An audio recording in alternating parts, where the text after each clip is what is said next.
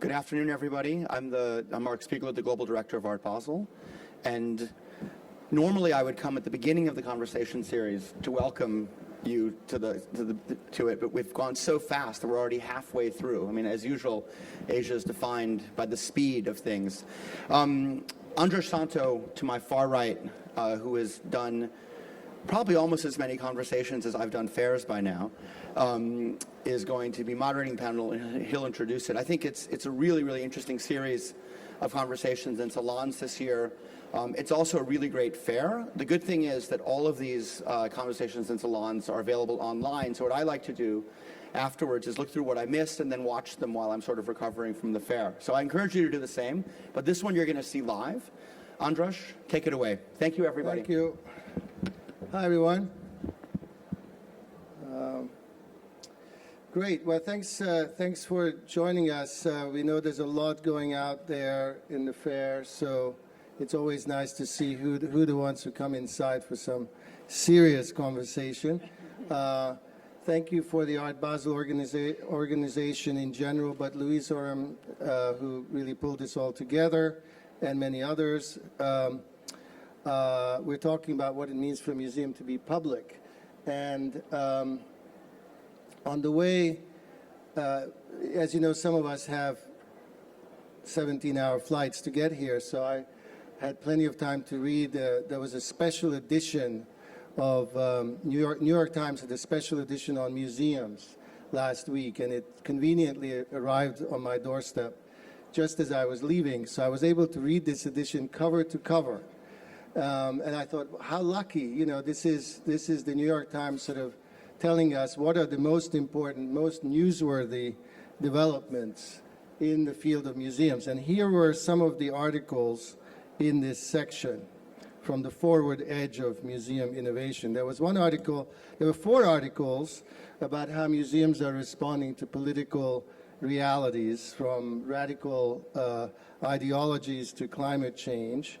There was an article that said museums are, quote, weighing their role in social activism and urging their visitors to become agents for social change.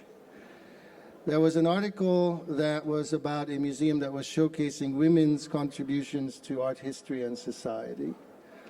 Then came an article about a children's museum that was putting on an exhibition on Islam.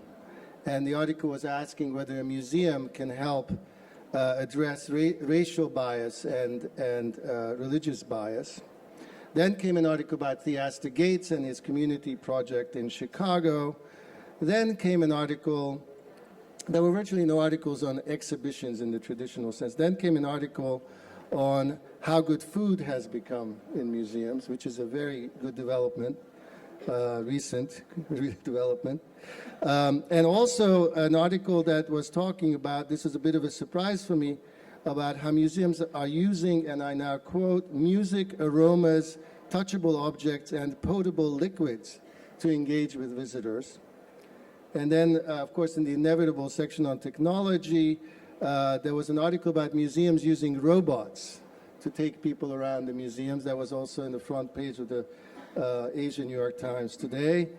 And finally, there was an article about a digital archive called Pharos, which is making available 22 million artworks freely from 14 museums, maybe some of the museums here as well. So that was really interesting reading, and it was interesting for me for two reasons. One is this is not your mom and dad's museum anymore. Museums have changed a lot, and that's exciting, and some of the change agents are sitting here today. But the other reason why it was so interesting is because every article, it seemed, was speaking to our topic. And the topic is beyond outreach, what makes an institution public.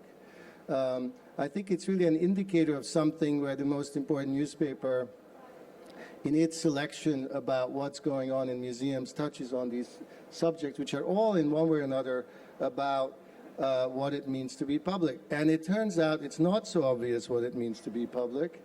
And it has many dimensions, and lucky for us, we have 4 amazing people who will help us think about all this, and they are Rhana Devenport from the Auckland Art Gallery in New Zealand over here, and then Suhanya Raffel from M+, that you'll hear more about them as we go.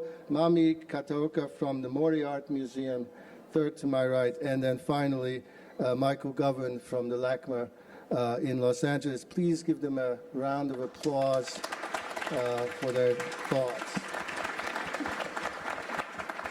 So they are the ones who are going to help us explore this topic.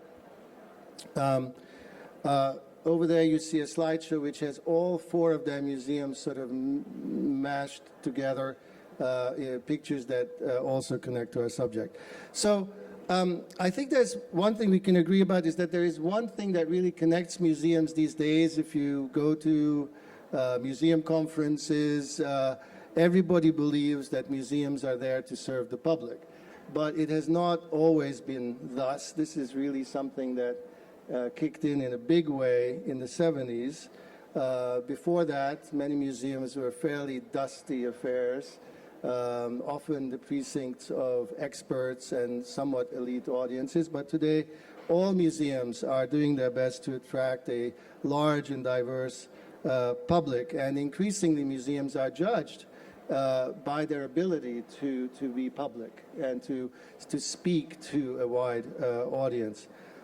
Nonetheless, they're not always successful. If you look at the numbers in most cities, we'll see, maybe some of our experts can comment on this, about half the public never goes to a museum. So there's more work to be done. And in a time of rapid change, and I should add fiscal austerity, there are some very tricky questions that loom. One of them being, who is the public? And what does Mr. and Mrs. Public actually want? Another one being, and I think this is a really big headache for museum directors, how do you balance a public mission and being popular and providing programming that attracts a wide public with quality? And expertise. How do you balance these two things? A third big question, which I hope we'll touch on, is how do you make the case for the public benefits of a museum? How do you argue that these public benefits are important enough to deserve government funding or private funding, as the case may be? And of course, all of this being further complicated by social changes, political changes, technological changes that are making our heads spin. So we'll touch on all of these questions, I promise. There will even be time for questions and answers. But what I thought we would do to get us started is take advantage of the fact that we have four directors here, well, three directors and a chief curator, who come from very different situations. So I think we'll start with thinking about what this being public means in different cultures and different institutions, different scenarios. And we'll sort of look at that a little bit, and then we have a couple of questions we'll circumnavigate in the next hour. Does that sound good to everyone? Yes, okay. So we'll start with Rhana.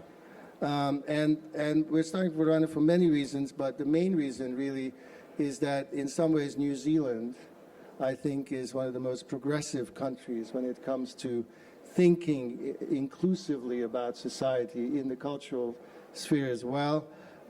If you don't know about Rhana, she's an Australian curator and museum leader who's been with the Auckland Art Gallery since 2005. 13. Okay, thank you. 3 years, exactly. Before that, she was at the Queensland Museum for a decade. We were involved with the Sydney Biennale. She's now curating the pavilion, the New Zealand Pavilion in Venice. And she comes from a background of being an educator and an artist. So, Rhana, tell us what being public means to you. Kia ora. Thank you, Andras, and great pleasure to be with my esteemed colleagues and friends. You've said that it should be like a conversation that you have, so I noticed you were drinking a champagne before, Michael. I think we should all hand them out immediately. Champagne for Rhana, please. So yes, it's a question, of course, that is absolutely foremost on all of our minds. Who is the public? Who are our publics? Whose art is it anyway? And one of the great journeys I've been on as an Australian working in New Zealand is working in a country that is fundamentally bicultural. And unlike Australia, the basis of the cultural engagement is a treaty. And so in all of our engagements, this is part of our conversation. And one of the projects I thought, which I have images of here that I'd mention as an example, and it's very strange. We've come to have this astounding collection within the gallery's collection of Gottfried Lindau, who's a bohemian painter, emigrated by accident. He thought he was going to Canada and ended up in New Zealand. That's what happens often. And so he arrived and was a bit far away, so didn't leave, and that was 1874. And immediately, he was a journeyman. He was a painter that was very efficient and proficient, and he immediately started painting Maori. And he was commissioned by a particular patron, and he exhibited at the World's Fair in St. Louis and in the in England as well, and at the Colonial Exhibition. And these works are now absolutely loved by Maori. These are not paintings. They are what's known as taonga. They are precious objects. They are the manifestation of the tipuna, of the ancestors. So we've just closed an exhibition. It broke all of our records. Our numbers aren't huge. It was 99,000, which sounds a lot. It sounds better than 100, I think. But one of the things we did in that process is actually work very directly with the descendants. So the descendants of the individuals who were painted in that by those works. So there's school children, elderly people, young people. So their descendants' talk took place and throughout. Also, we had Maori hosts throughout that whole time. So there were people coming from across the whole country to be with their works. One day came in the afternoon and there was a wonderful artist playing the ukulele with his grandchildren playing at his feet. People were coming with their musical instruments throughout the entire exhibition. So, and yet when people are asked in New Zealand whether what it is that they wish to see most of, it's always Maori art, which is really quite fascinating. So we have this sort of strange situation where international tourists, and we have about 65% of our visitation is international, so it's extremely high. And yet in this situation, those works had become owned and explored and expanded, and it actually wasn't about the art, it was about the stories. So in New Zealand, when you open an exhibition, you actually go through some rituals, if you will. Can you talk a little bit about that? Yes, we have a fabulous loose group of called Harawa, which means the first cut of the Maori tattoo.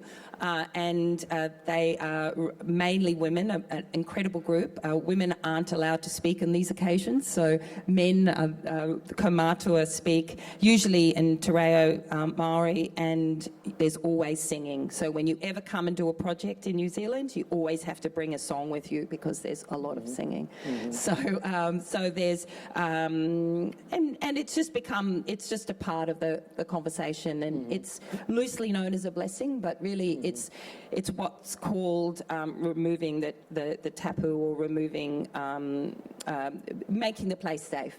And that Maori group are there to, what they say is keep me safe and keep the museum safe. So we've toured those paintings to the Alt National Gallery in Berlin, and also to Pilsen. So through that process, those rituals took place as well.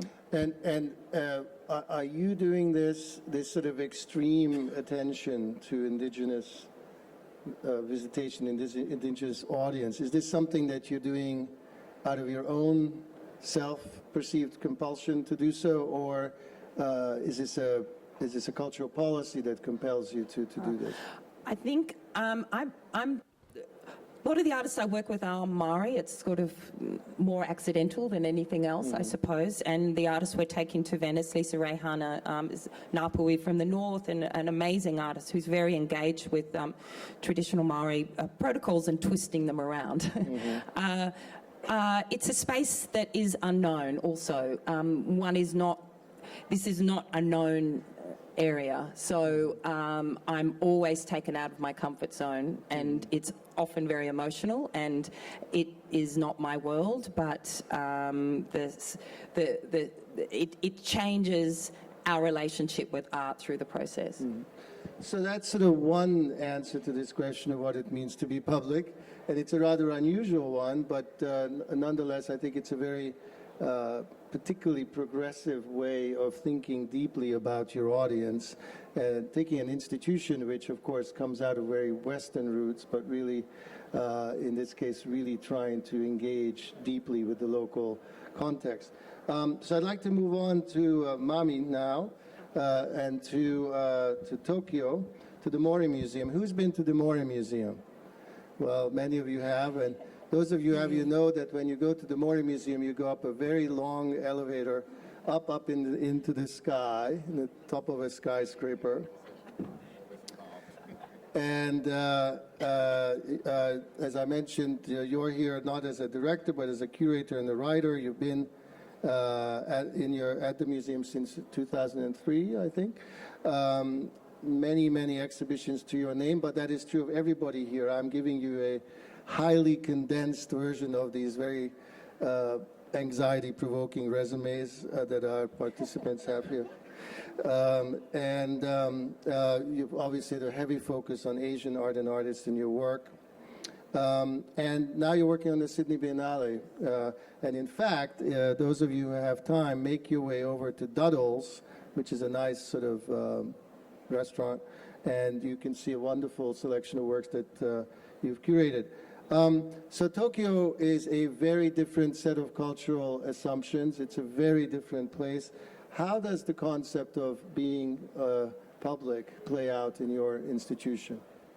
Yeah, I think the idea of the public has been the huge question to me since I involved with the museum since the very beginning of the birth of the museum. And partly because the Mori Art Museum is funded by the private corporations, Mori Building. And whilst most of the museum in Japan, probably more than 90% of the museums are publicly funded museums, because museum system in Japan came from England or early Meiji period, which was early 20th century. So when modernization started to come in, we took sort of English model. So our museums are more or less funded by the public money. And our school system was so reconfigured after the war. So every system came after the war is following American system. So we have a mixture of this European and American system in the society. And but having said that, the development of the museum had started, particularly the modern art museum, started in post-war. And one of the first public museum of modern art started in 1951, so right after the war. And then there's the strong sort of emergence of so many public museums in each prefecture, each cities, started in 70s and throughout up to 2000. So there's so many museums, and sometimes we laugh at ourselves that we have probably more museums than France. And but then this is a great moment for us to all think, why do we do this and what is it for? Because we have sort of gone through the time that just let's have a museum, and that moment had gone through already. And that's the time that the building has been sort of renovated for some museums. And but again, we need to really think who is our public, who is our audience, why we are doing it for. And particularly for the Mori Art Museum, which is quite different from some of the other private museums, which a lot of them starts from the private collector's collection, becomes the seed of the museum and try to start open to the public. That's the beginning of the museum. But the Mori Art Museum is because it's funded by the Mr. and Mrs. Mori, and with their vision, and Mikey was actually one of the first sort of advisors for them when they were going through all these wild museums to ask about the ideas, the new museums. And the idea really came from the nature of the company, which is the real estate development. So idea of Mr. Mori came from the fact that he wanted to not only build the hardware building, but also to nurture the new community in the new town, and how to enrich the new life of the people. So there's so many people are living around the town, but also the enormous amount of people coming to work, and then also because it's part of the office building. And then we have so many tourists coming. So when we ask about audience or public, well, when we try to do like market research, we have to look at the art professional who comes from international world, and then also we have to look at enormous amount of tourists, a lot of them now coming from Asia, and then people working in the building, but also living in the neighborhood. So a lot of different layers of the people, and how do we reach to them? And just recently we had a major symposium about new attitude of educational public program. We just changed the name of the team to public program to learning. And that's the new kind of statement with attitudes that instead of a museum teach audience how to see and what to learn, or what to know, but we kind of decided to let's learn together, because we don't know everything, and particularly in the time of global art, whenever we bring art from unfamiliar geographical area, so Curator needs to learn so much every time we make a show. And I just wanted to share what I had learned through the process of exhibition making, and that enriched the experience of the museum. So it's just the timing that we are really discussing about what you were asking. And when you switch to this word learning, Yeah. what were you trying to tell people by making this? I mean, it clearly was a message, but what Yes. exactly were you trying to say by that? Yeah, it's really an attitude of how we can learn together, and how can we experience it together. And particularly the physical presence of the museum on the top floor, which is the 53rd floor, and it has this kind of feeling that you have to sort of worship the art by climbing up not the stairs, but the elevator. And but how it's not really sort of concrete reflection to the program, but more about the attitude. How do we work together? And this is something we'll come back to, because I think it's a great challenge for museums to sort of unlearn this sort of hierarchical relationship to the audience. But it's also difficult for the audience to unlearn it.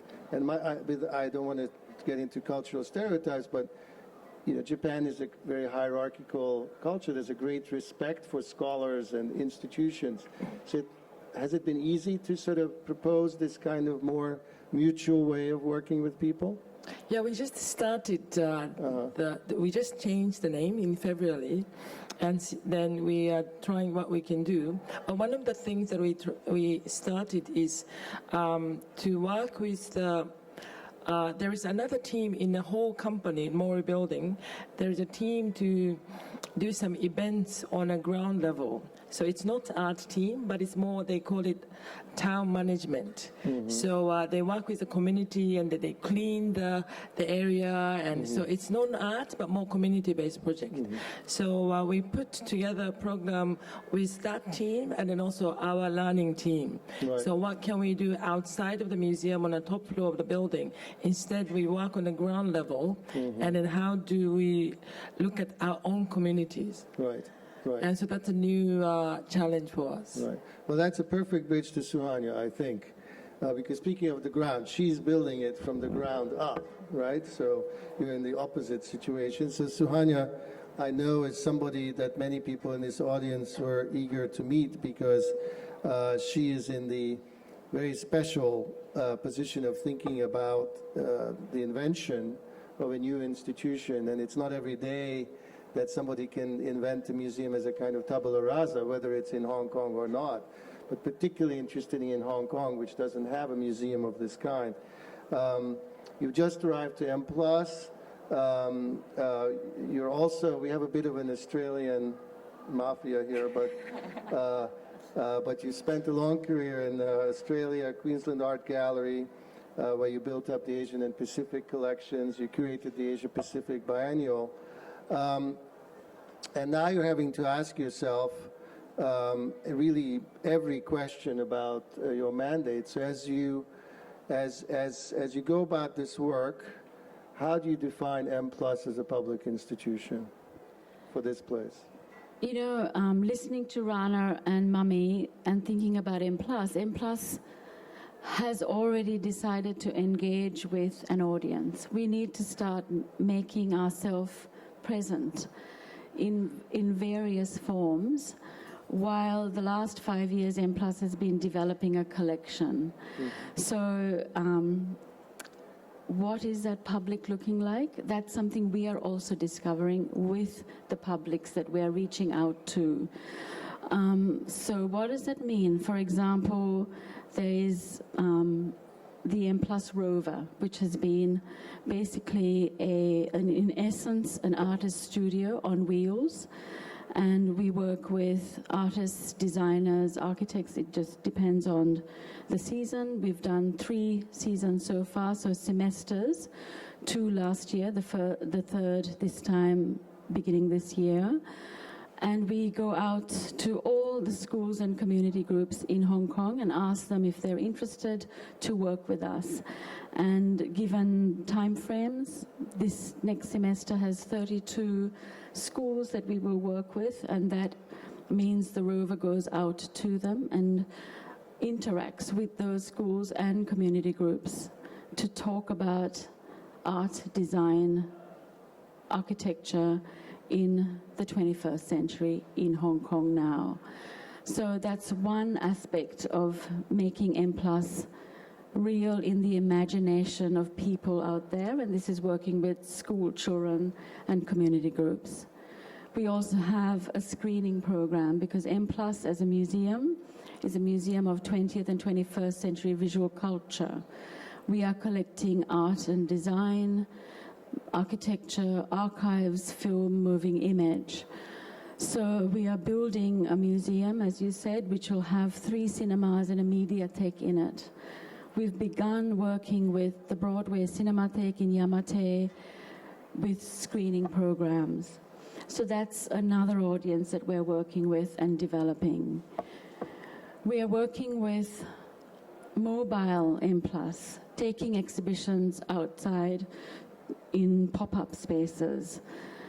And we've been doing that right up until now, when we actually have a small pavilion on the West Kowloon site, which is a laboratory space really for us to explore the collection, but also ideas within that collection and introduce them to a Hong Kong public and a global public.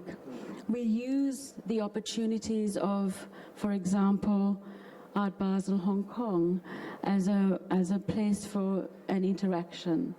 A year ago, we didn't have the pavilion, but we were able to work with artistry and bring to Hong Kong a selection from the SIG collection and show that moment. Well, the SIG collection is an amazing collection of contemporary Chinese art, the avant-garde moment, very important foundational collection for M+, and to introduce that to a group of people. So, you know, what is that public? We are discovering what that public is, especially given that we are developing a global museum in Hong Kong for Hong Kong with a very distinct voice and an Asian perspective. Mm-hmm. So what that means is a journey. Mm-hmm. And as you say, it's not often that you get a chance to make a museum from the ground up with a group of incredible internal staff, curators, but external stakeholders who are deeply involved. Birthing an institution, which is what we are doing now, takes an enormous amount of energy, and an energy that is given by a community here, and that too is an audience. And we will build that. The virtual space is again a whole other possibility. And it's an important one for all of us in museums, because museums now have the ability to reach people beyond a located region. So these are ongoing programs that are intensely important in this region. What's been so impressive to watch under you, but also your predecessors, is the attempt at M+ to, as you were saying, to tailor a museum that meets the sort of cultural composition of its audience. So rather than telling a kind of imposed story of art from the outside, that you could sort of create a more locally grounded and anchored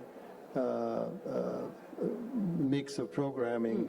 I mean, that ultimately is the meaning of serving your audience, right? Absolutely, but I think the important part of an audience is that they've got to see something and interact with something. So those somethings is the content that we produce, and that content needs to have a deep meaning for the people looking at it. As Rhana said, you know, that cultural relationship is essential. So for M+, what does that mean? You know, in terms of the region, building a global museum in Hong Kong means bringing the stories that are held in the works in a way that hasn't been told before. Right. And I think it's such a necessary institution for this part of the world that is building museums with incredible vigor. There are many museums being built, and it's kind of interesting to think about what are they collectively doing. You know, whether it's in Singapore, in Japan, in mainland China, in Indonesia. Well, I was just coming from Singapore, where Eugene Tan, I think, has made some very interesting choices about presenting the National Gallery as a regional, as a trans-regional collection and mandate, which is not an obvious thing to do. He could have gone in another direction. And I think everybody here is nodding, because everybody has the same challenge. Even Michael Govan in, you know, big, powerful Los Angeles institution like LACMA has the same challenge of tailoring programming meaningfully to a local public. Michael, as many of you know, has been involved in a number of American institutions, some of them quite well known, like the Guggenheim and the DIA Foundation. And at LACMA, which is, of course, technically LA County Museum of Art, he is running an institution which, like many American institutions, is in a kind of hybrid situation of being heavily dependent on private resources, having a public mandate, and it's also an institution that's changing. You're also in the process of building a new big building for the whole museum by Peter Zumthor. And I want to ask you a little bit about this particularly American idea. In American, you know, most museums in America are private institutions with public charters. And how do you balance that? That would be one question to you. The other is, LA, unlike some of the cities, I mean, every city now is very diverse, but few cities are as diverse as LA. So how do you begin to unpack that audience in such a complex demographic landscape as Los Angeles?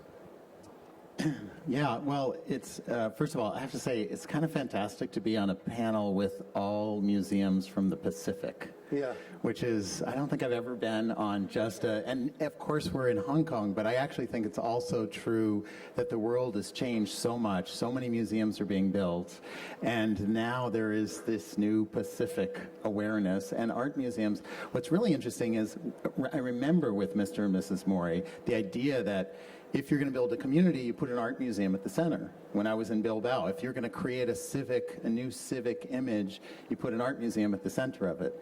And it's really interesting how many private and public governmental organizations are seeing art museums as the key to interact with public. I actually think it is one of the decisions of choice. More than a symphony or even sometimes a sports stadium, is that it's assumed that broad publics will connect, and art museums are on demand available in an on-demand world where you can interact with these objects. So it's kind of interesting to see this change now in what the art museum is. And I've worked for many of those institutions, but DIA in the middle was all about artists. They were oriented the opposite way, but it was an exciting experience for me putting DIA on the Hudson River in a factory in a very working class city. And to see that art, which was considered very esoteric and for the anointed few, played just as well with the city of Beacon and kids from Beacon who were just as happy to see Robert Ryman or Hanna Darboven actually as anything. And so that was partly led to this curiosity about the fantastic city of Los Angeles and their interest in LA when I was moving to LA and maybe rebuilding this museum. So the question was, in what image?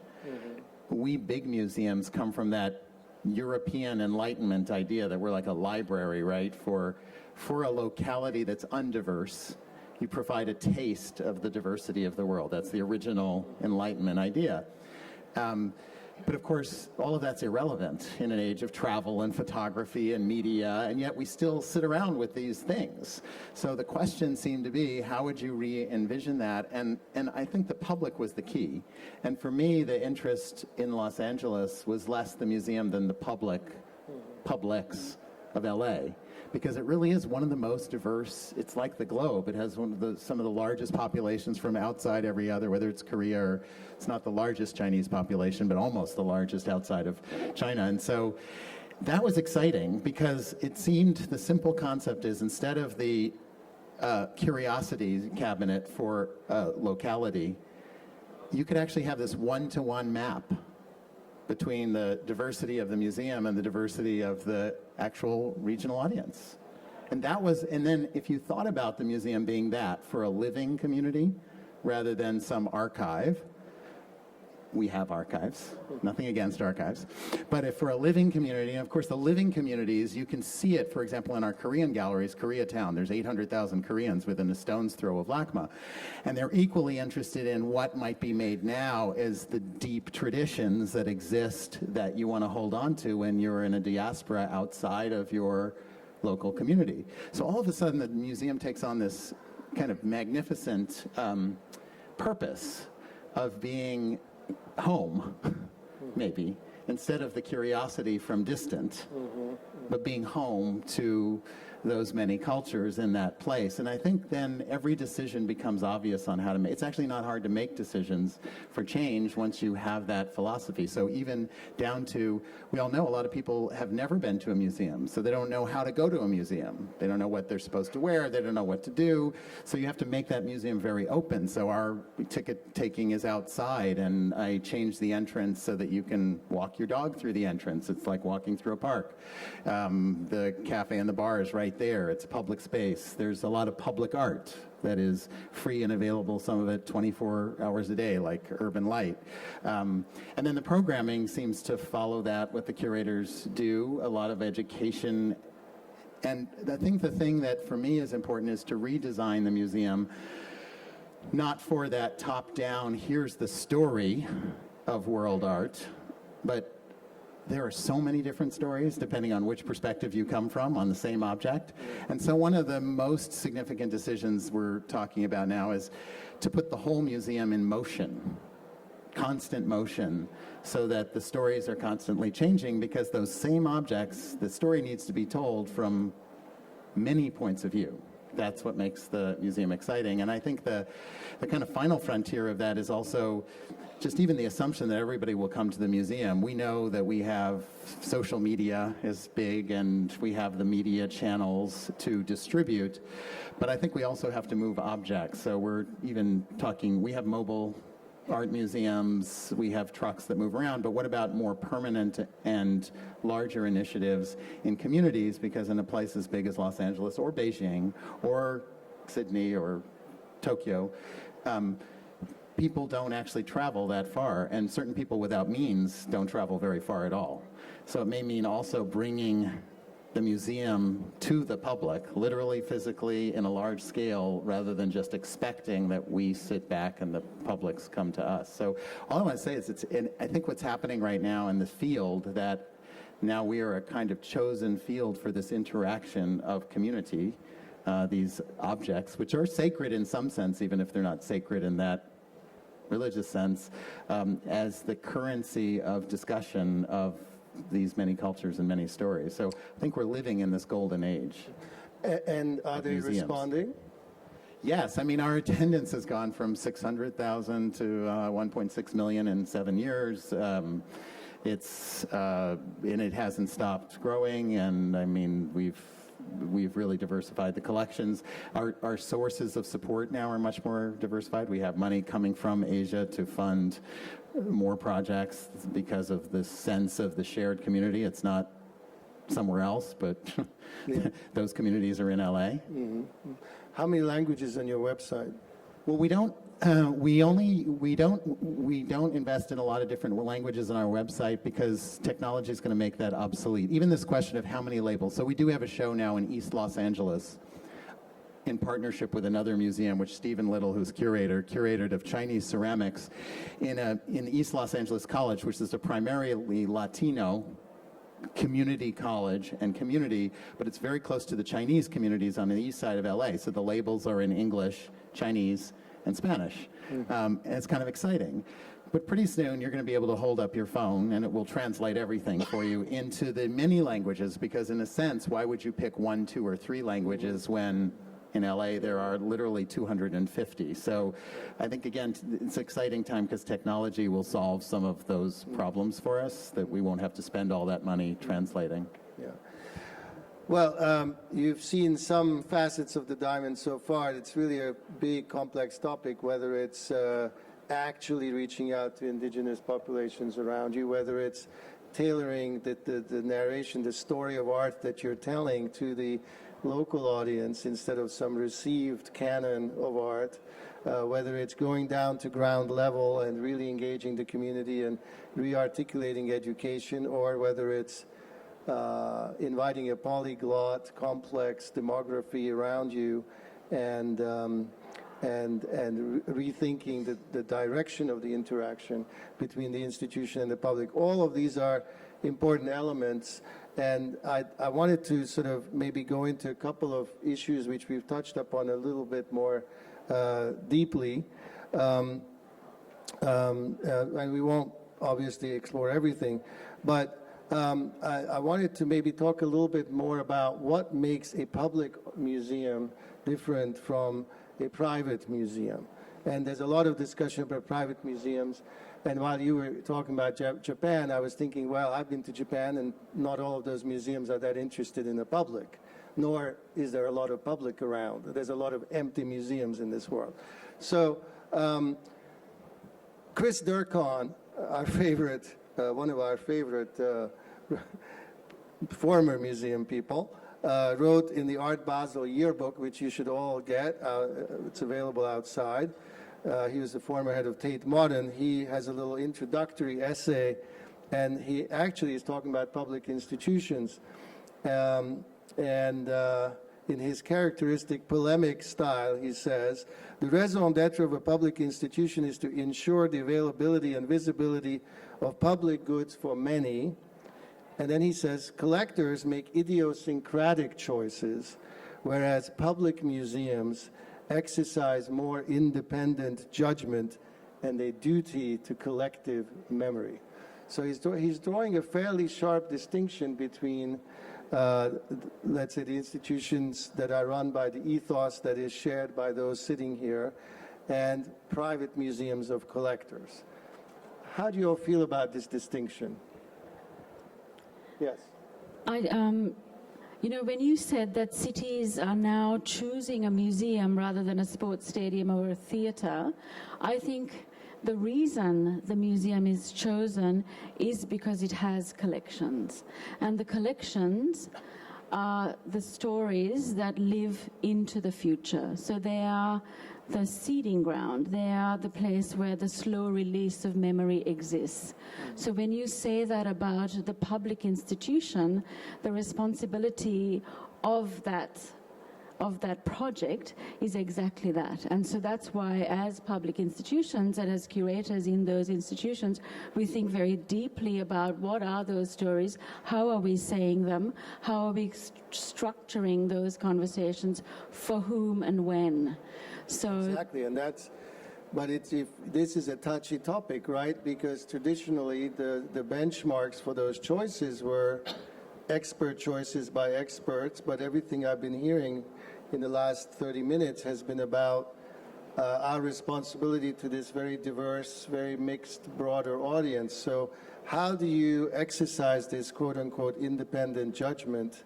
How do you balance it with your service to your 800,000 Koreans or your Maoris and all these other stakeholders of the museum? I don't think they're mutually exclusive, frankly.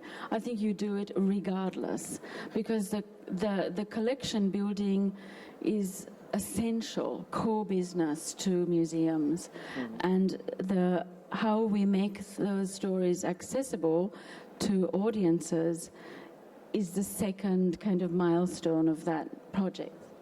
It's interesting, that statement that Chris makes.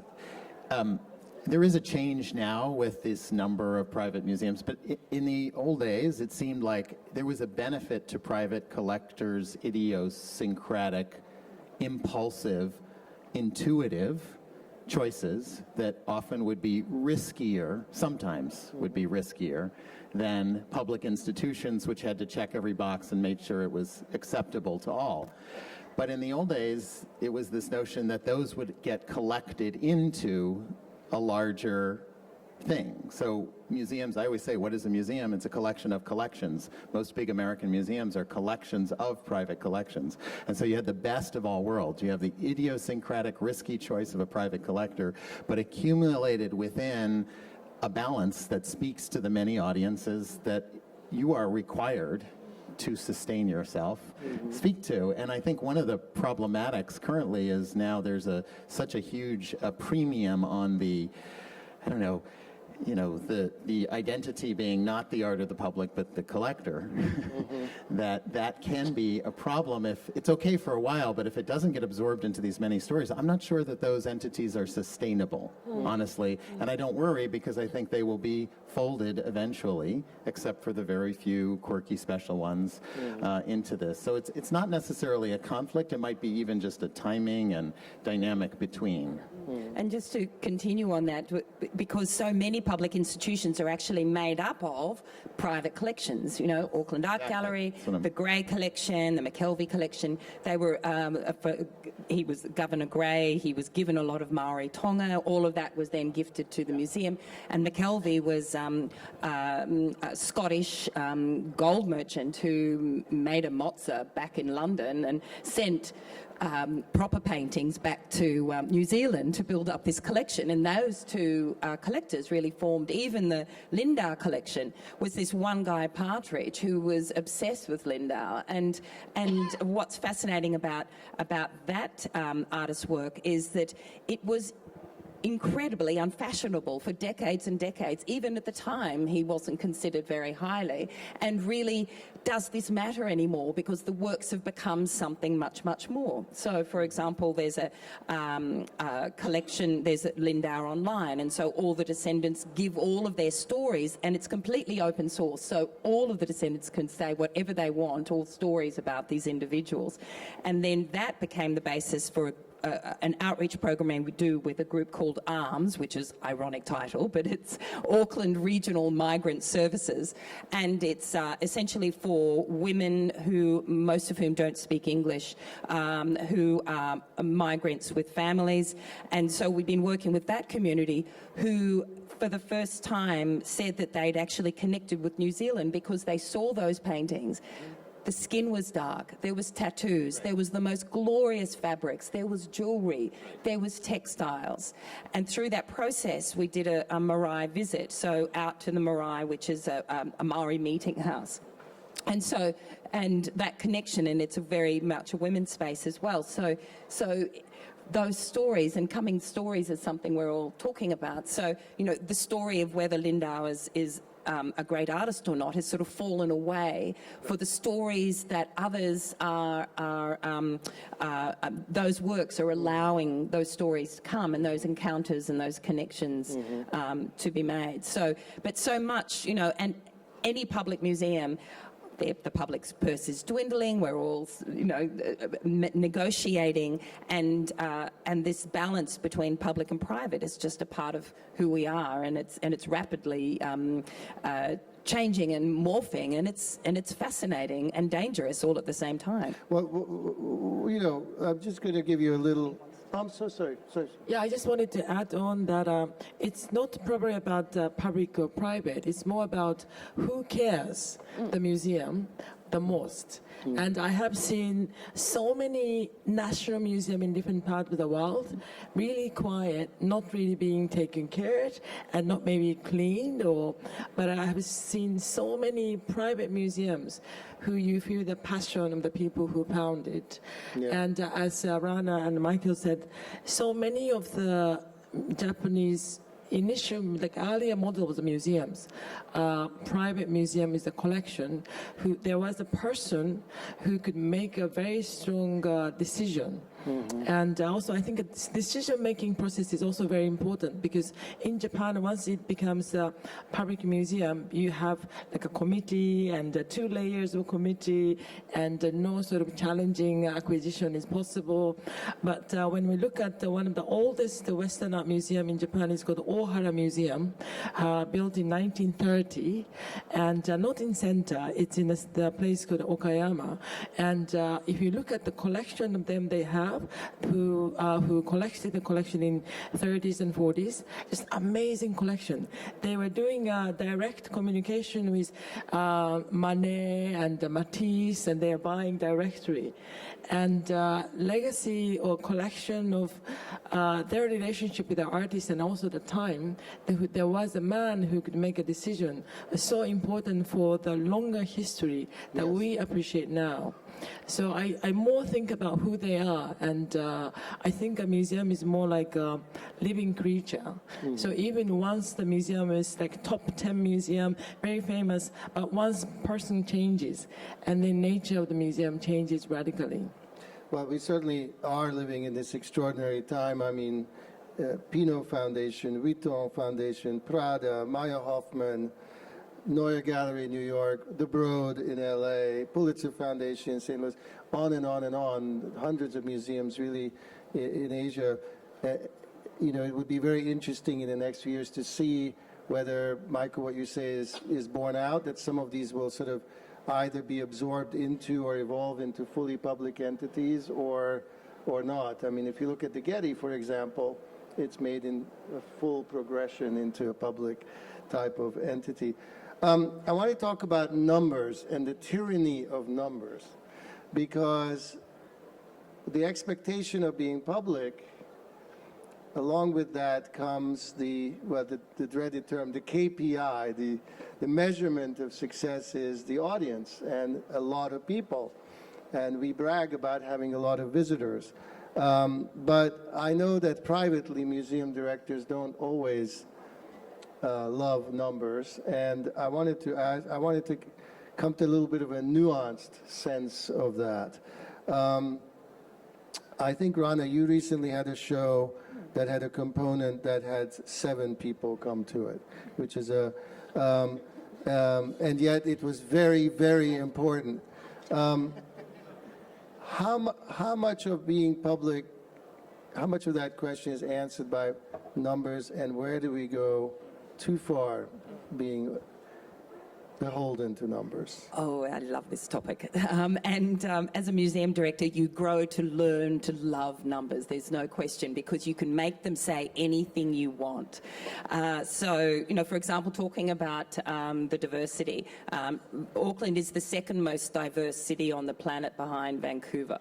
So, 26% of our population is Asian, and I know 11% of my visitors are Chinese, the highest visitation of any museum in Australasia. What do we do about that? Yes, we have a Young Fudong exhibition, but we're just about to launch into having Mandarin-speaking, not Cantonese at this stage, I'm sorry, but Mandarin-speaking tours. So that's because it's and what we're finding is they're not going to other cultural organisations. They're coming to the gallery, I think, because it's visual. It doesn't require language, and also because of the sense that it's educative. So it's been a really fascinating process, and something that's very exciting about that city. Numbers. So Mami curated an exquisite show, Li Mingwei and his relations. That was Taipei Fine Arts Museum, but started and curated by Mami at Mori, and we presented a smaller version. And one of the projects within that, and this has really heightened my consciousness about qualitative and quantitative assessment, and one of those projects involved 7 people, including Mingwei, so actually it was 6. So, and that's the Sleeping Project, and the Sleeping Project is a very beautiful project, and you'll see an image that came up. So 2 beautiful Ming Dynasty style beds. You might have seen it at Taipei Pavilion at the Venice Biennale a few years ago, and it involves coming to the gallery, a host and a visitor they come to the gallery about 9:30 at night with their jammies, move up into the space, have a chat, jump into their separate beds, sleep, chat, whatever they would like to do, and then they're invited to leave something that is representative of who they are and, in fact, what their night might be like. And in the morning at 9:30, you say goodbye and you leave, and there's not a lot of social media that takes place. And I thought, I love this artist, I love this project, so I put my hand up to be number 1. So I was the first host. So my beautiful sleeping partner arrived, and she was a Japanese artist, which was really cool. So we had a terrific night together, and then we went our separate ways. One of the people who was picked, it was all by ballot, and one of the people who was picked was a radio personality who was a commentator on economics. So immediately, 4 million people in New Zealand found out about this because he absolutely adored the project. So yes, 6 people. The numbers for the exhibition weren't great. But the quality of the letters, the conversations, the tears. Mingwei came back 2 weeks ago, and just all of the participants, the singers, the letter writers, everybody was crying, everybody was laughing. If I heard one more time this was going to change my life, there was a lot of life-changing moments. Last week, somebody found out, there he is, it's Mingwei, Mending, that was the Mending project. This project only closed 2 days ago, so it's close to our hearts. But a woman from Dunedin heard about the project, wanted to write a letter to her father who had passed away, flew up to Auckland, went straight to the gallery, wrote the letter, didn't even see the Tate exhibition that had opened, the Body Lay Bare masterpieces of the Tate with The Kiss, Picasso, Matisse, etc. Didn't even bother because she only wanted to write the letter. Flew back to Dunedin. Her father visited her in her dreams that night, and she said it was the most incredible day of her life. I haven't told Mingwei that one yet. That's something that... and this happened on Saturday. this kind of the idea of relational arts that we used to say is that it's not about the mass audience, but Mingwei's art is more like one-to-one all the time. So that was the idea actually came from my little bit of resistance to this idea of mass numbers and how much do you want to serve to the mass number audience. So I always compare with this phenomena with very good, exquisite sushi bar in Japan. They're mostly like 7 seats. You can get best sushi, but you have to be small, one-to-one relationship with the sushi master. And but you want to have 300,000 customer for the restaurant, you have to open the McDonald's chain. Exactly. So what kind of quality of the food you want to serve to the audience, and what kind of memorable, unforgettable memories to the visitors? So the question becomes, can you make premium sushi for the 300,000 yes, exactly. people? You know, how do you crack this? How do you do the big show that still has quality? The quick answer for us is we scheduled it with the Lindau, so 99,000, so I have no problem. My numbers are through the roof. It's fine. I have no problem. It was for those that came, they had the encounter. I think the other thing to say is that artists have also used the museum to push and make us think about those issues as well. And what's great is to have museums that are responsive to those challenges.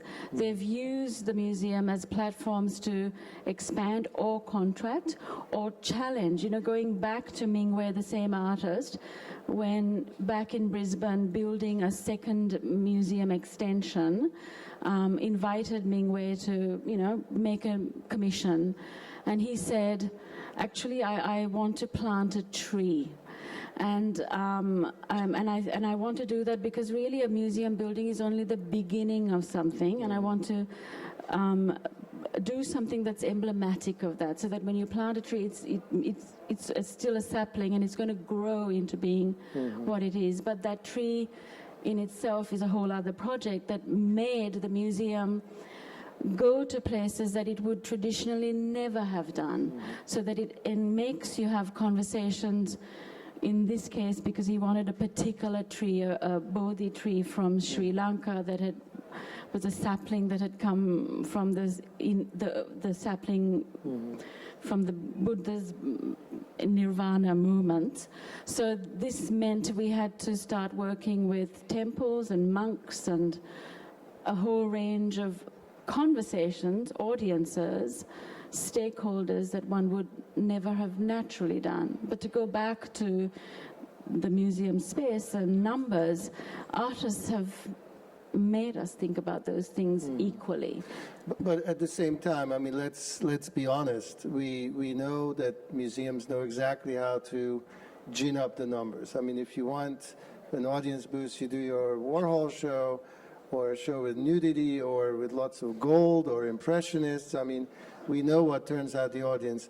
Has anyone on this panel been in the position of sort of regretting your show a little bit because it was too much driven by audience? I think a lot of museum has several programs at the same time. So like when Rhana did the Mingwei show, it's a Lindau show. So it was a combination of like a drawing in a lot of audience plus most of the intimate show. But a beautiful connection between the two, which was all about family. So there has to be a reason to work that out. But the Mori Museum only have one major exhibition space plus some of the little shows. But we also try to program it at least one major blockbuster show in a year, and to save some money to do some more challenging show, which is art historically or socially more important, but knowing that not drawing too much audiences. So it's a balance of the whole thing in a program. One subsidizes the other. Yeah. And actually, I don't believe any of us would say that a blockbuster is a bad idea. No. You know, we all believe in those shows too. It's just a matter of making sure that the spectrum of what we deliver looks after those many aspects of audience building. And sometimes it is about attending to essential scholarship and bringing new ideas to the table that might not necessarily be popular. Michael. Sorry, Michael was. Well, I was just saying, I think there's a lot of discussion of how there's some dichotomy between large and small, intimate and public, private and public, and I think, we're a little bit beyond that because we don't, in the old days, that was true, and LACMA was famous for King Tut and Impressionism. The audience would go up, the audience would come down. We always joked if you could just get the Impressionist masterpieces of King Tut on view, you'd have it all set. But some gold. But, I think we've moved beyond that, and I think that the goal is we've become more sophisticated in being able to have shows that bring large audiences that also cater to specialists, and that is our goal. That is the measure, I would say today, of our success, would be to do both, which was to bring major audiences to things that are worth seeing by the specialists, and also to be able to hold within this vessel something that brings many people, or we still have on view James Turrell's A Perceptual Cell, which is one person every 15 minutes. And why wouldn't you want both possibilities if the whole point is you want to express the range of culture? And of course, the lucky you have to thing do is both. technology to the rescue, because you can build a tremendous social media echo around 6 people. So you can have your sushi meets McDonald's equation. We have 2 pieces of videotape just to show you. Yeah, videotape. I mean, what is videotape? Videotape. It's. I just invented not a this new thing. Only 6 people have ever watched these videos. Could we just see the one about the M+ roving thing? M+ rover. Yeah. Here we go. Can you just, while it goes, just say a few words about it? Yes, so this is what I was describing earlier, the artist studio on wheels, going out to schools. And for us at M+, it's that audience engagement, developing an informed audience base for the future. And I think for all of us in the museum industry, working with young people is an essential part of the work we do, and how to make that interaction happen is individual depending on our location. For M+ Rover, we decided we'd make it a creative studio and work with artists in that space, going out to students and communities. So that's what you're seeing now. So that's one way of getting deeply into the community, and I thought it works really well back to back with the Heiser video. If we So this is you're going to play. So this is a short clip from a feature-length documentary about the making of a public sculpture at LACMA called Levitated Mass by Michael Heiser. And this is an example where this is engaging artists, because artists really know how to communicate with the public. That is what they know, how to communicate. They are communicators, and so the more artists I can bring into the museum. John Baldessari designed our logo. I've got artists designing exhibition spaces. The more artists you can get to shape that communication, I think the better your organization can be. And this was a case where this is a very new artwork. Its origin was in the 60s. But when Michael Heiser talked about it, I knew it was like the way ancient art grabbed so much public, which had to be in public and really had to speak to many people. And I thought about, well, why don't we just play this? Or can't, and if you don't or can't, then I'm not going to speak to you. The public really questioned whether a rock was art. That was the discourse on radio and television. 340-ton boulder. like this guy. Nobody's gonna close a rock that big. I mean, you blow it up and make smaller pieces out of it and stuff. But I think now public loves this kind of background stories. It's not about the result. It's like It's the to story. rebuild Yeah. this process. It's hundreds of pages, but literally of every intersection, where they're going to cross and what they're going to do. It took 3 years to design the route of how they would move the rock. You're going to have to swing out of the way. Is this the permanent piece? Very. I hope so. Really expensive if you have to stop the process. It's been a pain in the neck, that's what it's been.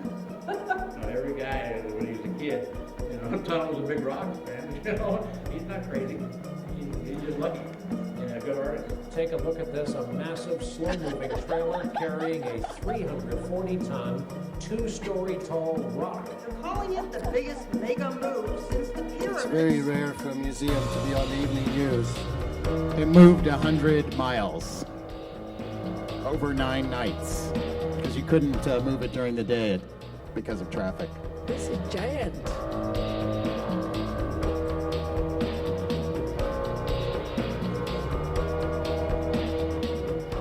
Somebody took a vision and decided that this would be taken from nature into a more of a man-made setting, and I think that's interesting.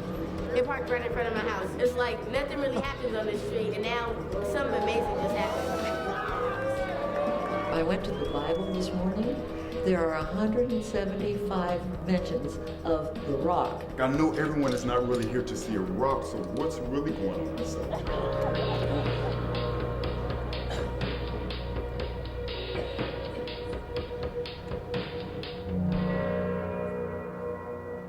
Heiser's work invites an internal investigation of who we really are and what we mean.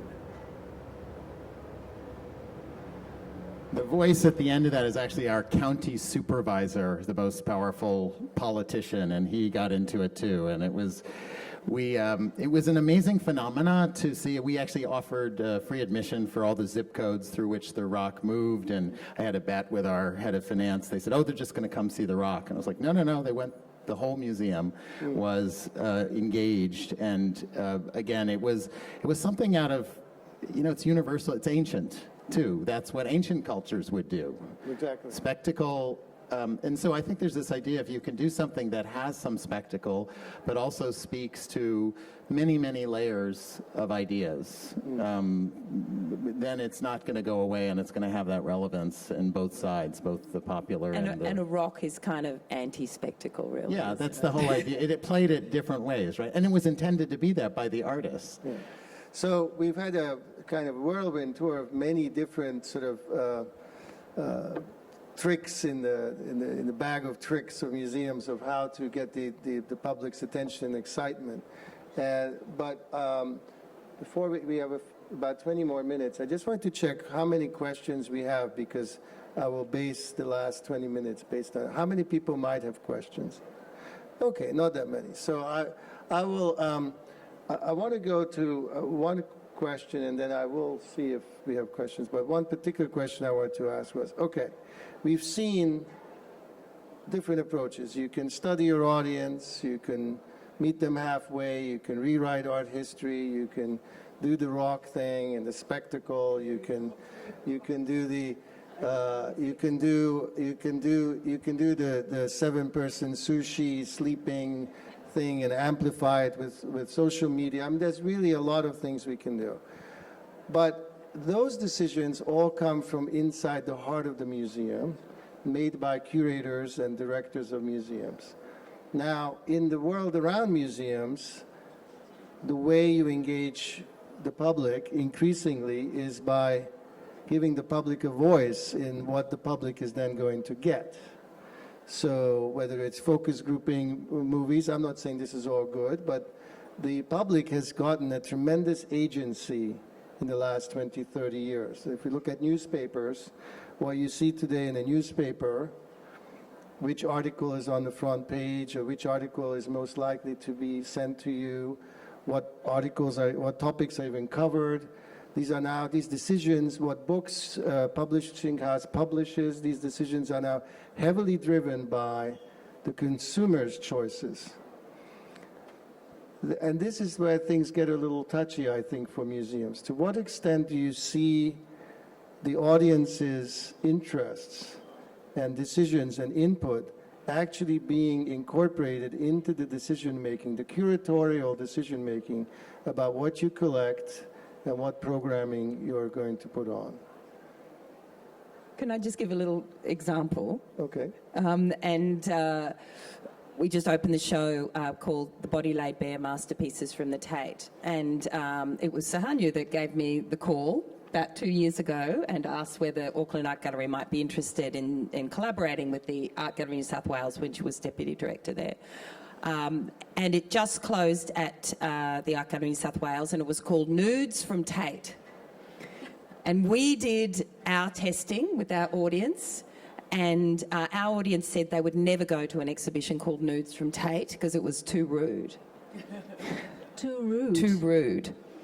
So we tested out other names, and we didn't ask them what they wanted to see in the exhibition, but we did test out names, and we came up with The Body Laid Bare Masterpieces from the Tate, which is... So the other side of that is Sydney, who adores body culture, and we programmed the nude over the summer when people do love to show their bodies on the beach. And exactly that, the testing was to say the nude was just going to be spot on. Too rude is Sydney. And then they commissioned a fantastic project called Nude Live, which for Sydney Dance Company with nude dancers, and a number of the performances involve a nude audience. So we're presenting that whole project. So the exhibition is the same, the performances are the same, different titles. So... But that's still just the wrapping around the exhibition. Yeah, they're not so changing the my exhibition. question is, I think about the responsibilities of the museum, and what is our responsibility by programming the exhibitions, and thinking that there are so many museums now, so many fairs and also biennales, and I just often think in 100 years' time, what would be the textbook of our so-called art history? And now we are really talking about sort of multiple modernism, world art history. So it's all kind of different currents going on. And then, what do we need to do? And what is the museum's programming responsibility? And is it possible really to see who is more popular and the other, and let's get the most popular one and make a show? That is something really possible. And then we could really make it like there's so many Andy Warhol shows, and there's so many Van Gogh exhibitions, but had been excellent because all these curators had been making something different from before. And but that's one responsibility that a curator or specialist can do. But it's for me it's a very, very interesting question. And what do we want to bring to our public, and what do we want to share? Yeah, and I think, it's an area where definitely technology helps in the sense that, it was kind of lonely to be making decisions without the input of what people wanted to see.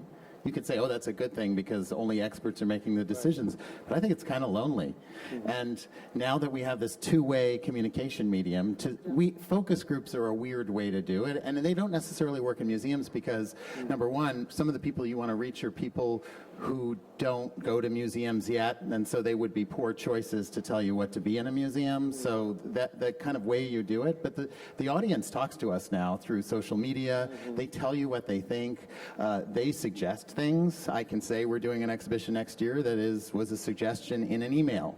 Now, it happened, it came from an artist, but it's not impossible now. I don't think that's a bad world. That's a world of more choices and more opportunities by hearing the two-way dialogue. And since we have we do still maintain the power, we should want every possible opinion we can get and invite that. And I think there are some who don't want that and they don't want to hear that, but for me, it's only exciting to feel the two-way dialogue. And frankly, you want your specialist curators to bring their scholarship around those ideas. And in the end, you're delivering content that has been deeply thought through and researched. Yes. It's another reason why, actually, I'm more suspicious of, for big museums, the permanence of permanent collections. Because what you see is in eras, for an audience something's really important. And so they'll build up an area of the museum. But in the next 20 years, it would have been a better use of resources to evolve that precious space to another content. And I think the idea of seeing ourselves as more flexible and changing in a flow of ideas, that's always, the considerations are always changing, is also important for the future of museums. And then, of course, the physical experience of the museum is one where there's a lot of, what you sell, what you offer to eat, how comfortable it is to use as a space. I think, I think we still have a long way to go to becoming truly hospitable to all these audiences. Now, maybe a question has germinated. Speaking of audience questions, audience. What do you want to see in the museum? Anybody like to recommend a show for Michael to put up? Yeah, yeah. If you could mention your name. My name is Juan Gavarron from the Gavarron Foundation. I'm based in Spain, in New York as well. And I want to make two questions, if it's not too much. Congratulations to all for the panel. It's very interesting to me. First question would be for any of the panelists about if it's a social responsibility of a museum to show what people cannot reach directly. You said that they are very local. So I think that many museums don't show much of the art that is in far places, like from here or in US, from Africa, or let's say Portugal. So shouldn't be that more taken care of from the museum directors? Because I know this, to me, it's a social mission that galleries cannot take because they're commercial. So that's question number one. And question number two is for Mr. Govan regarding the rock. Can you tell us how much was the budget of the project? If God skyrocket the project, and finally, how you justify to the board all that cost? You hire marketing agencies to promote it, and a little bit more on that balance, right, regarding the cost of a show and the return. Thank you. I'll just jump in and quickly respond to your first question. I'll let Michael talk about the rock. The rock. So we can't, I think museums can't be everything to everybody, and it was something I've been thinking about a lot at Auckland Art Gallery, because when we were forming the collection at the Queensland Art Gallery, Gallery of Modern Art, obviously the Asia Pacific region was very first and foremost, and we really were very conscious about the research, and it was very much began as a research project in the regions. And it's something been thinking about a lot, and obviously being smack bang in the Pacific, this is something we've been thinking about, particularly with the Asia Pacific populations there. So we've just finished a show called Space to Dream, Recent Art from South America, and there hasn't been another museum really in this part in Australasia that's really looking at South America, which is an extension of the Pacific, and it really met with tremendous support from the community who were fascinated. And I think to reinforce what everybody's been talking about, it's respecting the scholarship and the work that has gone before us. We're only running wonderful museums because of all the work that's gone before us, and all those obsessions and collectors and passions and philanthropists who have worked before. But we can't be encyclopedic in that sense. And it's a word that's often used with museums, but so few actually are, and we're all based on subjectivities and relevancies particular to the personality of our museums. So And can I say it's really important that different museums show different things. It's so important to have distinctive voices, so that it's not like going to the supermarket and being in the same supermarket, whether it's in LA or Hong Kong or Auckland. It's very important that there is difference. Local dishes. has And no tradition. Michael, about that rock. Yeah, it is true, though, what you say is that we had a big meeting recently of museum directors, and we were talking about marketing ourselves together. But one of the issues is that there's no such thing as an art museum. There are just many different kinds of art museums, and so that difference is also great, that some museums will be for a locality and some otherwise. You know, the rock, when this happened, I was on radio shows because it was right after the financial crisis, and so a lot of people were saying, you know, the economy has crashed, and what are you doing? You're spending, it was $10 million, I think, reported, on a rock. What kind of responsibility is that? And I loved this, of course, because it created more controversy in a good way for something that was beautiful and hopefully lasting. Because if you looked at it, even from the numbers, at the same time, the Getty in Los Angeles spent 7 times that to buy a painting, and it was almost not noticed by the general public. Not a bad thing, but it received no public, nobody was talking about art because of that. They were talking about what is art because of this rock moving. We didn't hire publicists. Miranda's sitting right here. She sent out a media alert and got some volunteers on the staff to give out information flyers, and it just grew. I mean, we didn't plan it. We knew it might be popular, but it went from a few people lining the street till on night 7 or 8 in Long Beach, there were 20,000 people having rock bands and painting the rock, and not on the rock, but paintings of the rock, and celebrating this phenomena. And all the money, most of it, went into the pockets of laborers, police, fire, concrete workers, steel workers, you know, workers. It was no art gallery was involved. Not that we have anything against art galleries at Art Basel. But it was a really great phenomenon because the money went right into the public sphere, into real people's lives. It created this impact that the mayor of Long Beach recognized by the time it got there, and the city wanted to celebrate it. And of course, I had a Hollywood promoter call me afterwards, who I didn't know. He's very, very famous, no longer living, Jerry Weintraub, and he said, I've been a promoter all my life. I don't know how you did that, but that was the biggest promotion ever. And I had to break it to him that it wasn't really planned. It was just planned that we knew if you move a big rock, it will gather some attention. And the great thing is that it's the gift that keeps on giving, because it's there every day. People come see it, they talk about it, they take pictures, and they think about ancient art, modern art. You could not have spent $10 million, all right, it was 12, better, for more impact, both in, I think, the art worlds and the public. So it was a really exciting occasion that it crossed so many different audiences and publics. I also wanted to respond to his question that when we bring the works of art from very far away, from very different social-political contexts, then we have to do a little bit more than just bringing. And it takes a lot of energy and, again, care about the work, and then also the artist, why this artist made his work and when, and because what kind of political, social context was there, and these kind of additional efforts the museum has to make.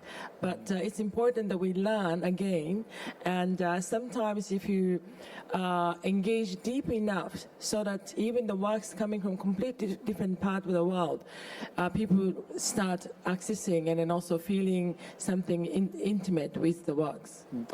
So we're almost at the end of our time, but I think you got a bit of a introduction to all these different ways that indeed museums are fashioning themselves in such a way to be truly of interest to the public, not least of which is having incredibly smart and charismatic directors and curators who can explain what they're doing and even explain why you would want to bring a rock for $12 million to Los Angeles.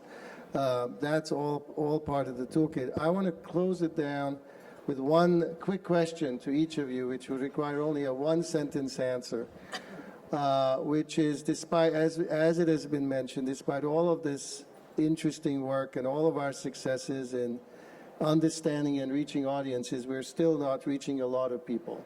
So I'd like us to walk out of the door here with 4 great ideas, one from each of you, about what museums can do to reach those 50% or however many percent who are not coming in the door. So what is your advice to all those other museum directors who are watching us now, or will be watching us on online?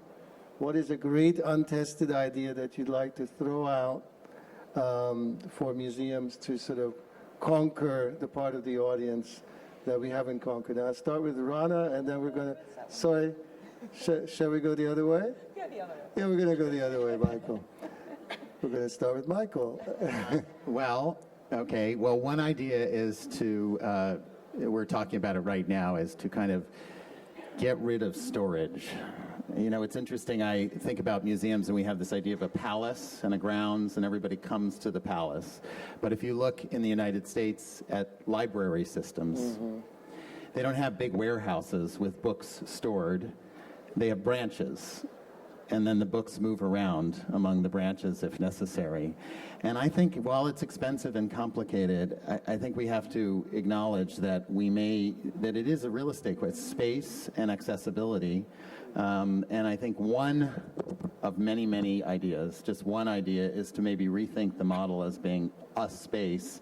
We're already moving mobily. We have those. We work in schools. We put art in schools. We put art in libraries.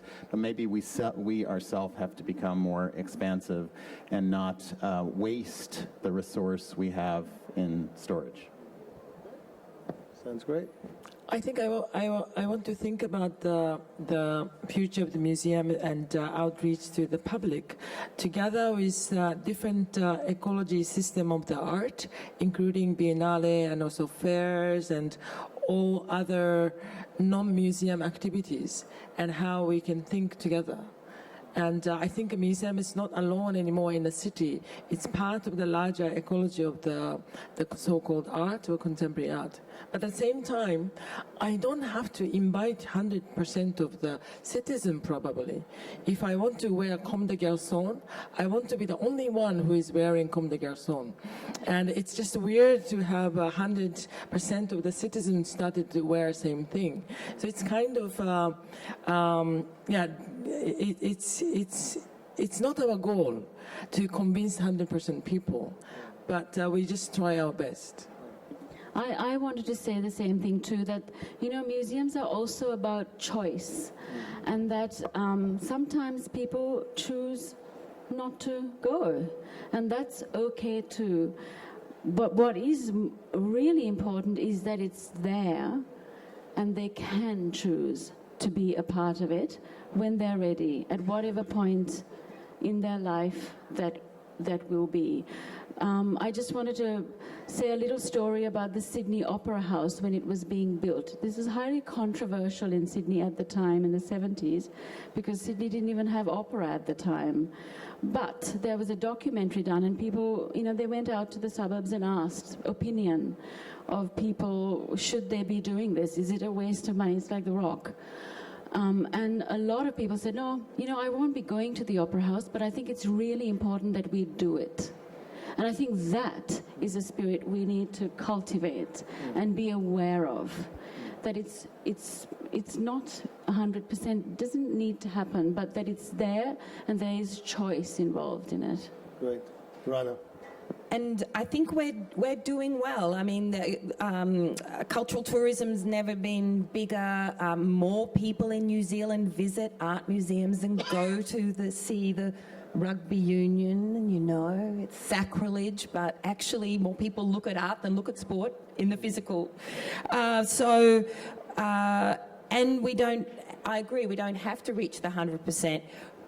But there are so many barriers to so many people who could never even conceive of themselves walking into an unbelievably intimidating museum like ours. Unbelievably intimidating. So the more we can possibly do in an outreach sense, where it's roving or taking rock up a street or working on the ground floor, because we know how incredible these experiences are, how magical these stories are, and how they touch our imagination, not just through talking about these works and asking questions and hearing how people respond, but also through the process of making themselves. So I think as long as we're all committed to reaching as many people and touching as many hearts as we can, we're doing all right. And on that very eloquent and uplifting note, thank you very much for this great conversation, and enjoy the show.